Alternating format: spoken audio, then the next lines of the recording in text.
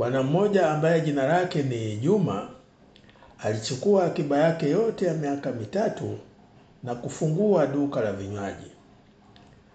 Alipata fremu ya sehemu ya kufanyia biashara, alijaza vinywaji vyake, akasubiri wateja waje kwa mafuriko.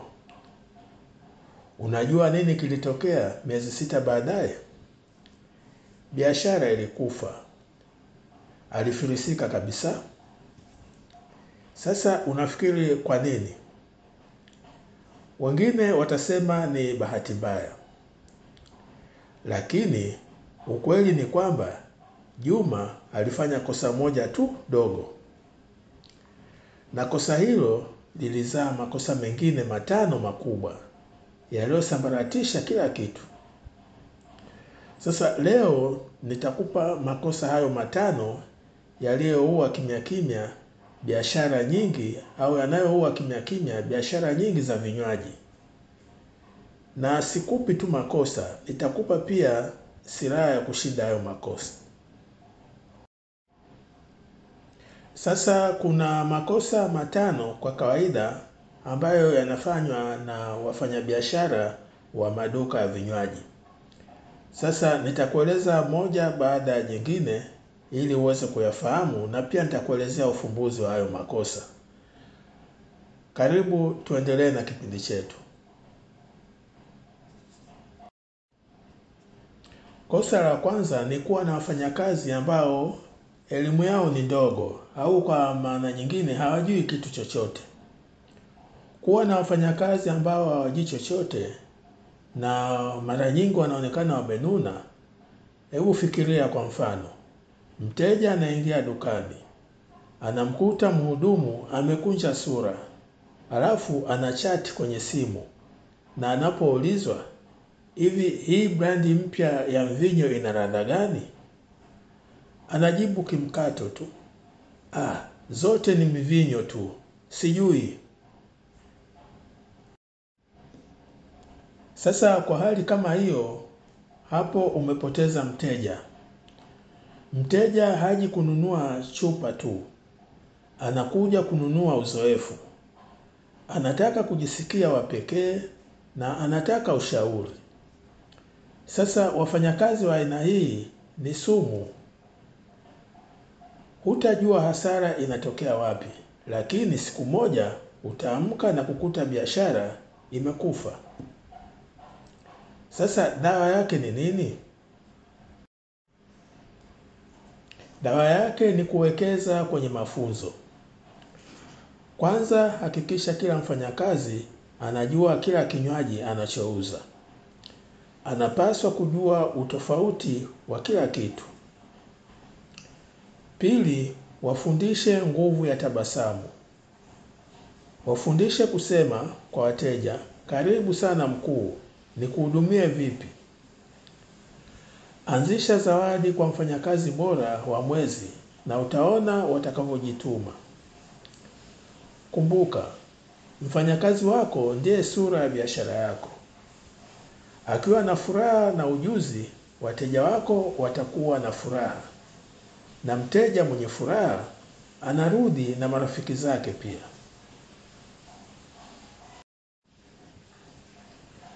Kosa la 3 ni baya zaidi, lakini ngoja kwanza tuendelee na kosa la 2, alafu tutakapofika kosa la 3 utaelewa kwa nini hilo kosa ni baya zaidi.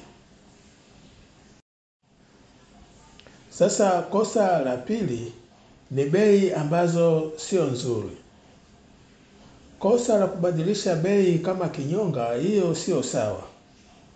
Mteja anakuja leo ananunua kinywaji kwa shilingi 5,000. Anarudi kesho anakikuta hicho kinywaji kimesha kwa shilingi 6,000. Wiki ijayo anasikia rafiki yake alinunua kwa shilingi 4,500 kutoka dukani kwako. Hii inaua uaminifu. Mteja akianza kuhisi unamuibia hatarudi tena. Sifa yako inakufa na ni ngumu sana kuijenga tena. Bei ambazo zinabadilika zinawafukuza wateja wazuri. Weka mfumo wa bei unaoeleweka. Piga mahesabu yako, weka gharama zako, weka faida na shikilia bei hiyo hiyo. Pili, ni muhimu zaidi, weka uwazi. Bandika lebo za bei kwa kila bidhaa. Weka bango kubwa la menu. Mteja asihitaji kuuliza, anataka kuona. Kama una ofa, itangaze kwa nguvu. Kwa mfano, nunua bia 3 pata 1 bure. Uwazi unajenga uaminifu, na uaminifu unamfanya mteja afungue pochi yake bila hofu. Kosa la 3 ambalo nilikwambia hapo awali linahusu huduma ya polepole. Umewahi kuingia dukani una haraka, ukakuta foleni na mhudumu mmoja anasota? Unasubiri dakika 5, zinakuwa dakika 10, dakika 15. Mwishowe unaamua kuondoka. Hili ni kosa linaloua mauzo taratibu. Siku hizi muda ni pesa. Unapomfanya mteja asubiri, unamwambia sikuthamini. Hata kama bei zako ni za chini, kama huduma ni za polepole, wateja watakimbilia kule kwa wanakopata huduma nzuri au wanapojaliwa. Hawatakuambia, ila wataondoka kimya kimya na hawatarudi tena. Sasa suluhisho ni nini? Kwanza, jua saa zenye wateja wengi. Kama jioni za mwisho wa wiki, wakati huo weka wafanyakazi wa kutosha. Inaweza ikawa 2 au hata 3. Pili, boresha mfumo. Acha kuandika risiti kwa mkono. Nunua mashine ndogo za mauzo, yaani zinaitwa POS au point of sale. Kama malipo ya simu yanasumbua, weka laini ya mitandao tofauti. Lengo kuu ni kuhakikisha mteja anahudumiwa kwa sekunde na anaondoka na tabasamu. Sasa nina wito hapa. Kama umeridhika kwa haya niliyoongea mpaka sasa hivi, basi andika tayari kama uko tayari kuanza biashara yako. Halafu nakuuliza, je, una shilingi ngapi za kuanza? Wewe niambie, tuleta hizo comments nifahamu.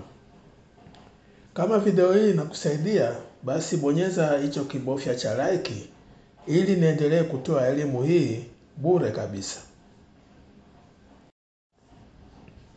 Pia nakuomba usubscribe na kubonyeza hiyo kengele sasa hivi, na nitatoa siri kama hizi kila wiki ambapo zitabadilisha biashara yako milele. Kosa la 4 ni kudharau malalamiko ya wateja. Mteja anakuja kukuambia, samahani, bia niliyonunua jana ilikuwa na ladha tofauti. Unafanyaje? Wengi hubisha, wanajitetea, au mbaya zaidi, wanampuuza mteja. Hilo ni kosa kubwa sana. Malalamiko ya wateja ni dhahabu ya bure.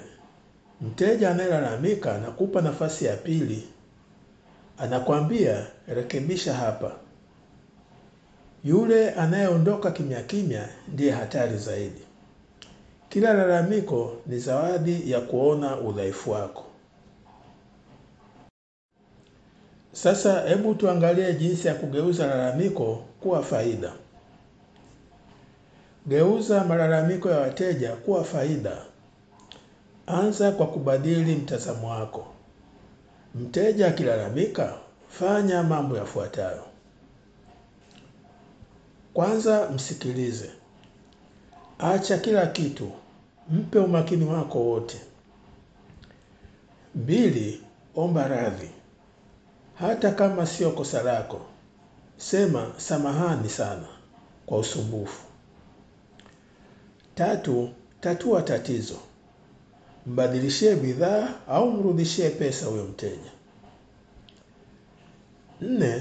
Mshukuru. Malizia kwa kusema, asante sana kwa kutujulisha. Umetusaidia sana. Mteja aliyekuja na kero na akasikilizwa atageuka kuwa balozi wako namba 1. Atawasimulia wengine jinsi unavyowajali. Kosa la 5 ni usiwe kama roboti. Maduka mengi hufanya kazi kama roboti. Mteja anafika, anatoa pesa, anapewa mzigo, anaondoka. Hakuna hisia, hakuna uhusiano. Je, unawajua wateja kwa majina? Kama ni jibu lako ni hapana, ujue unapoteza pesa nyingi.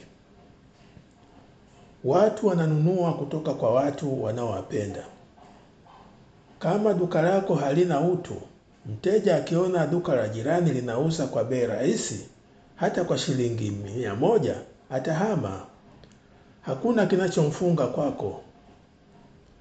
Sasa dawa yake ni nini huu ugonjwa? Acha kufanya kazi kama roboti.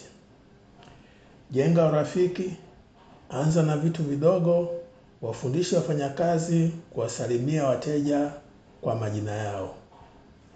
Mambo vipi mzee? Kama kawa ile ya kwako. Kitu kidogo kama hiki kinamfanya mteja ajisikie special.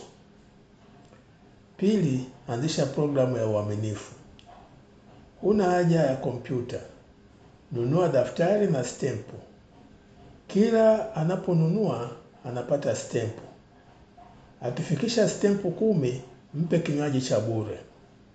Hii inawalazimisha warudi tena na tena. 3, wasiliana nao. Tenga namba ya WhatsApp, watumie ujumbe kuhusu bidhaa mpya au ofa. Jenga jamii, na jamii hujenga mauzo endelevu. Naona tumefika mwisho. Sasa labda turudie tu mambo ambayo nilikuwa nimeongea, hasa haya makosa 5 ambayo ni kama mchwa vile anayekula msingi wa duka lako. Kwanza ni kuwa wafanyakazi wawe wameelimika. Pili, uwe na bei ambazo zinazoeleweka, sio zinazobadilika badilika. 3, uwe na huduma ambayo sio ya kuwachelewesha wateja. 4, usipuuze malalamiko ya wateja. Na 5, usifanye kazi kama roboti. Wasiliana na wateja. Ukigundua unafanya haya, basi usipaniki. Huu ni wakati wa kuamka.